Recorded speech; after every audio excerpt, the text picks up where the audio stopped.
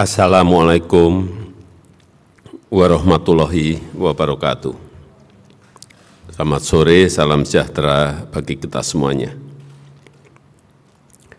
Bapak, Ibu, dan saudara-saudara sebangsa dan setanah air, komitmen pemerintah terhadap pemberantasan korupsi tidak pernah surut.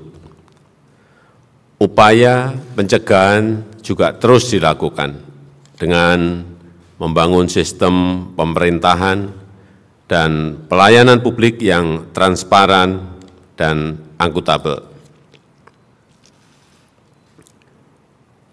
Pemerintah terus mengembangkan sistem pemerintahan berbasis elektronik. Kemudian perizinan online single submission dan pengadaan barang dan jasa melalui e-katalog.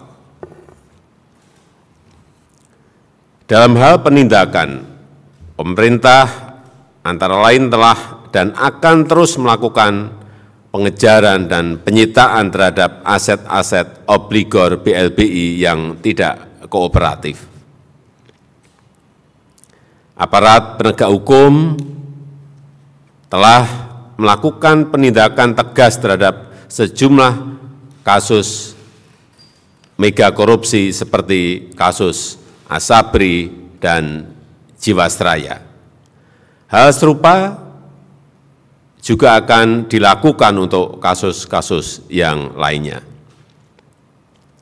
Untuk itu, saya ingatkan kembali kepada aparat penegak hukum untuk memproses tindakan pidana tanpa pandang bulu dan tanpa tebang pilih. Pemerintah tidak akan campur tangan terhadap penegakan hukum, dan aparat penegak hukum harus profesional dan sesuai dengan hukum yang berlaku. Pemerintah mengikuti secara cermat beberapa survei sebagai bahan masukan untuk perbaikan, antara lain Indeks Demokrasi Indonesia, Indeks Persepsi Korupsi, Indeks Negara Hukum, Global Competitiveness Index, dan lain-lainnya. Dan Indeks Persepsi Korupsi yang diterbitkan beberapa hari yang lalu menjadi masukan bagi pemerintah dan juga bagi aparat penegak hukum untuk memperbaiki diri.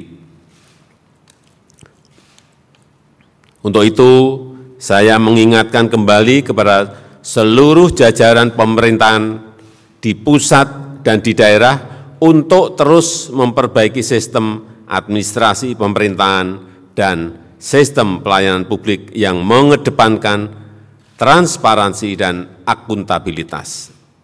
Saya juga ingatkan kembali kepada jajaran aparat penegak hukum untuk menegakkan hukum yang seadil-adilnya tanpa pandang bulu dan tidak tebang pilih. Saya mendorong agar RUU tentang perampasan aset dalam tindak pidana dapat segera diundangkan, dan RUU pembatasan transaksi uang kartal segera dimulai pembahasannya.